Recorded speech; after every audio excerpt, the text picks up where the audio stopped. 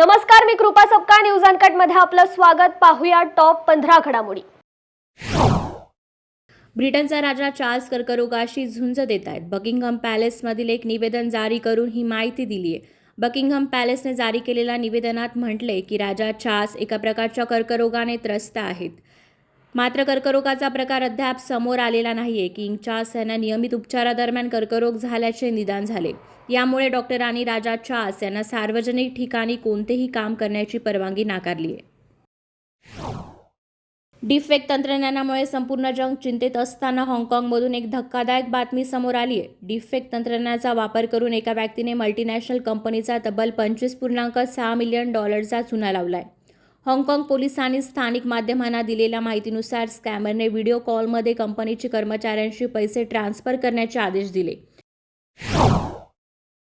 भारतातील स्थलांतरांसंदर्भातील महत्त्वाचा प्रस्ताव नुकताच अमेरिकन संसदेत मांडण्यात आलाय. राष्ट्रीय सुरक्षा करारा नावाच्या या प्रस्तावाअंतर्गत H-1B व्हिसा धारकांच्या भागीदारांच्या अमेरिकेत नोकरीसाठी आणि त्यांच्या मुलांच्या हक्काचं संरक्षण करण्याची तरतूद आहे. दरम्यान H-4 व्हिसा H-1B व्हिसा धारकांचे भागीदार आणि मुलांना दिले जातात. असं मानलं जातंय की या श्रेणीतील 1 लाख H-4 व्हिसाधारक आहेत ज्यांना ह्या कराराचा फायदा होणार आहे.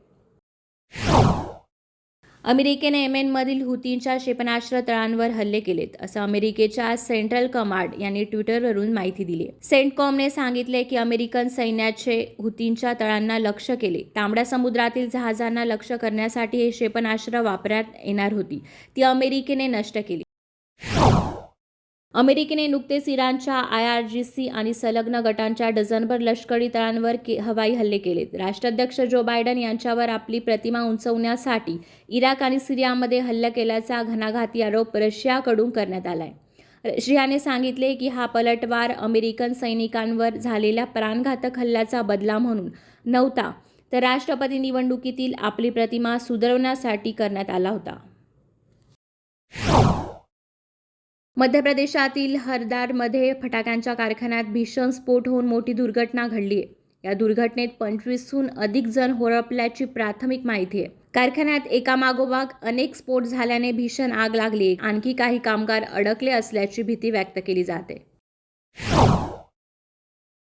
उत्तराखंडचे मुख्यमंत्री पुष्कर सिंह धामी यांनी आज विधानसभेत समान नागरी कायदा विधेयक सभागृहात सादर केले. विधेयक सादर होताच सत्ताधारी आमदारांनी जय श्रीरामच्या घोषणा दिल्या. विरोधकांना या विधेयकावर चर्चेची मागणी करत विधानसभेत गदारोळ केला. विरोधकांच्या गोंधळामुळे सभागृहाचे कामकाज दुपारी 2 वाजेपर्यंत तहकूब करण्यात आले. मथुरेतील श्रीकृष्ण जन्मभूमी आणि शाही ईदगाह मशिदीबाबतच्या वादावर अलाहाबाद उच्च न्यायालयात सुनावणी चालू आहे. अशातच भारतीय पुरातत्व विभागाने या प्रकरणातील एक पुरावा सादर केला आहे. या वादग्रस्त जमिनीबाबत माहितीच्या अधिकाराअंतर्गत विचारलेल्या प्रश्नाला उत्तर देताना भारतीय पुरातत्व सर्वेक्षणाने मोठा खुलासा केला आहे. पुरातत्व विभागाने म्हटले की मुघल बादशाह औरंगजेबाने मथुरेतील कृष्ण जन्मभूमी मंदिर तोडून त्या जागेवर मस्जिद उभारली होती. ASIAने 1920 मधील ऐतिहासिक पुरावे आणि दस्तऐवजांच्या आधारावर ही माहिती सादर केली आहे.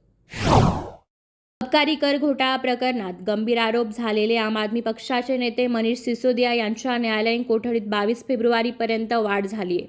दरम्यान राऊज एव्हेन्यू न्यायालयाने तपासातील प्रगती कुठवर झाली याची माहिती देताना सिलीबंद अहवाल सादर करण्याचे निर्देश CBIला दिलेत. अबकारी कर धोरण घोटाळ्याचा तपास CBI तसेच सक्तवसुली संचालनालयाकडून लिव्ह इन रिलेशनशिपची नोंदणी न केल्यास 6 महिन्यांचा तुरुंगवास होणार आहे. लिव्ह इन रिलेशनशिपच्या नोंदणीसाठी वेबसाईटही तयार करण्यात आली आहे. नोंद न केल्यास जोडप्याला 6 महिने कारावास किंवा ₹25,000 दंड किंवा दोन्ही शिक्षा होऊ शकतात. जोडप्याला नोंदणी म्हणून मिळणाऱ्या पावतीच्या आधारे त्यांना घर, वसतिगृह किंवा PG भाड्याने मिळू शकेल. मिळालेल्या माहितीनुसार धामी सरकारला नुकत्याच सादर करण्यात आलेल्या UCC मसुद्यात हा तरतूद करण्यात आली आहे. आसाराम बापू यांची प्रकृती गंभीर आहे. त्यांच्यावर 13 जानेवारीपासून रुग्णालयात उपचार सुरू आहे. जोधपूर येथील AIMCमध्ये आसाराम बापू यांच्यावर उपचार करण्यात येत आहेत. योग वेदांत समितीने आज पत्रकार परिषद घेत याबद्दल माहिती दिली. सध्या कार्डियाक ICUमध्ये असल्याचंही त्यांनी सांगितलंय. भारतीय निवडणूक आयोगाने या वर्षाच्या होणाऱ्या लोकसभा निवडणुकीपूर्वी केलेल्या वार्षिक पुनरीक्षणात मतदार यादीतून 1.66 कोटीहून अधिक नावे काढून टाकली आहेत, अशी माहिती निवडणूक निरीक्षकाने सर्वोच्च न्यायालयाला दिली आहे. तर 2.68 कोटीहून अधिक नवीन मतदार जोडले गेलेत. सार्वत्रिक निवडणुकीत एकूण पात्र मतदारांची संख्या जवळपास 97 कोटी आहे.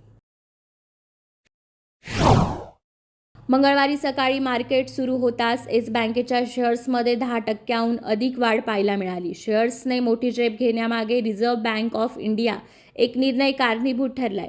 रिझर्व्ह बँक ऑफ इंडियाने HDFC बँकेला येस बँकेची 9.5% भागीदारी खरेदी करण्यास मंजुरी दिली आहे.